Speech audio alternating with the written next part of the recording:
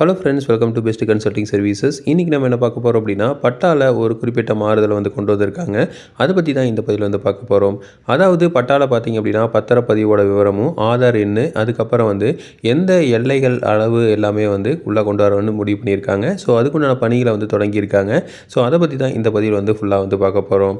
So பொதுவாக வந்து ஒரு பட்டான்னு எடுத்துக்கிட்டிங்க அப்படின்னா, அந்த பட்டாவில் வந்து காமனான தகவல்கள் மட்டும்தான் இருக்கும். அதாவது எந்த மாவட்டம், என்ன தாலுக்கா, என்ன கிராமம், நில உரிமையாளரோட பேர், அவரோட அப்பா பேர், அதோட சர்வே எண், உட்பிரிவு எண், அதுக்கப்புறம் பரப்பளவு, வகைப்பாடு, அதாவது என்ன வகைப்பாடு அப்படிங்கிறது எல்லாமே வந்து இருக்கும். ஆனால் அதில் வந்து பார்த்திங்க அப்படின்னா, அந்த இடத்தோட பத்திரப்பதிவு நடந்ததுக்கு உண்டான ஆவணங்கள் எதுலேயுமே அங்கே இருக்காது. அதாவது ஒரு பத்திரம் வந்து ஒரு இடம் வந்து ஒருத்தருக்கு பத்திரப்பதிவு மூலமாக வந்திருக்கும். அந்த பத்திரப்பதிவு மேபி வந்து விற்பனை பத்திரமாக இருக்கலாம், காசு கொடுத்து அந்த இடத்த வாங்கியிருக்கலாம், இல்லை பாக பிரிவினையாக இருக்கலாம், இல்லை தான செட்டில்மெண்ட்டாக இருக்கலாம். ஏதோ ஒரு மூலமாக வந்து ஒருத்தருக்கு அந்த இடம் வந்து வந்திருக்கும். அந்த இடம் வந்து எப்படி வந்தது அப்படிங்கிறதுக்கு உண்டான எந்த ஒரு தகவலும் பட்டாவில் வந்து இருக்காது. இன்னமும் வந்து நம்ம பிரிட்டிஷ் காலத்தில் என்ன தகவல்கள் வந்து கொடுத்துட்டு இருந்தாங்களோ அதே தகவல்கள் தான் வந்து இன்னமும் வந்து ஃபாலோ பண்ணிகிட்ருக்கோம். ஸோ அதனால் வந்து கூடுதல் தகவல்கள் கொடுக்கணும் அப்படிங்கிறதுக்காக நிறையா வந்து பட்டாலையும் பத்திரத்துலையும் கம்பேர் பண்ணி பார்க்குறப்போ நிறைய முரண்பாடுகள், நிறைய பிரச்சனைகள் வருது அப்படிங்கிறதுனாலையும், இந்த 2 டாக்குமெண்ட்டுமே நிலத்துக்கு தேவை அப்படிங்கிறதுனாலையும் இந்த மாற்றத்தை வந்து கொண்டு வந்திருக்காங்க.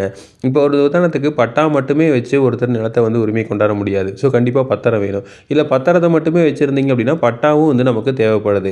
அப்போ 2 டாக்குமெண்ட்டுமே வந்து ஒரே பேரில் ஒரே டீட்டெயில்ஸ் இருக்கணும் அப்படிங்கிறது ரொம்ப முக்கியமாக இருக்குது. ஸோ அதனால் வந்து இந்த சேஞ்சஸ் வந்து கண்டிப்பாக கொண்டு வந்திருக்காங்க. இதனால பார்த்தீங்க அப்படின்னா பட்டாவில் தொடர்புடைய பத்திர எண், அதுக்கப்புறம் வந்து சொத்தோட 4 எல்லைகள் குறித்த விவரம், அதாவது செக்குப்பந்தி ஃபுல்லாகவே வந்து இருக்கும். ஸோ ஈஸியில் பார்த்தீங்க அப்படின்னா செக்குப்பந்தி, இதுக்கு முந்தின ஆவணங்கள், ஆவண எண் எல்லாமே இருக்கும். ஆனால் பட்டாவில் அது இருக்காது. ஸோ அதை வந்து புதுசாக வந்து கொண்டு வந்திருக்காங்க. அது மட்டும் இல்லாமல் உரிமையாளரோட ஆதார் எண் அப்படிங்கிற விவரங்களையும் வந்து கொண்டாடணும் அப்படிங்கிற மாதிரி வந்து சொல்லியிருக்கிறாங்க. இதற்கான பணிகளை வந்து துவங்குறதுக்கு நில ஆணையருக்கு வந்து உத்தரவிட்டிருக்காங்க தமிழ்நாடு அரசு. சீக்கிரம் வந்து இது நடைமுறைக்கு வரும் அப்படின்னு எதிர்பார்க்கலாம். ஸோ இது வந்துருச்சு அப்படின்னா கண்டிப்பாக வந்து நமக்கு பெரிய பிரச்சனைகள் வந்து நமக்கு குறைஞ்சிருக்க வாய்ப்புகள் நிறையா இருக்குது. ரெண்டாவது பார்த்தீங்க அப்படின்னா, இப்போ பத்திரப்பதிவு செய்கிறப்பவே வந்து பட்டா மாறுதலும் நடந்துருது. ஸோ முன்னையெல்லாம் தான் வந்து ஆஃப்லைனில் நம்ம கொடுத்துட்டு இருந்தோம். இப்போ வந்து பத்திரப்பதிவு எப்போ செய்கிறீங்களோ அப்போ வந்து பட்டா மாறுதல் ஆட்டோமேட்டிக்காக நடந்துருது. இதில் வந்து பார்த்தீங்க அப்படின்னா நமக்கு வந்து இந்த பத்திரப்பதிவு நடக்கிறப்பவே வந்து அந்த பத்திர எண்ணும் இருக்கும், அதோட அவங்களோட ஆதார் கார்டு டீட்டெயில்ஸும் இருக்கும். ஸோ இது எல்லாமே இருக்கிறதுனால இந்த எப்படியும் வந்து ஒரு டேட்டாவை வந்து பத்திரப்பதிவு துறையிலிருந்து வந்து வருவாய்த்துறைக்கு அனுப்புகிறாங்க. வருவாய்த்துறை தான் வந்து என்ன பண்ணுறாங்க அப்படின்னா பட்டா ப்ராசஸிங் வந்து பண்ணுறாங்க.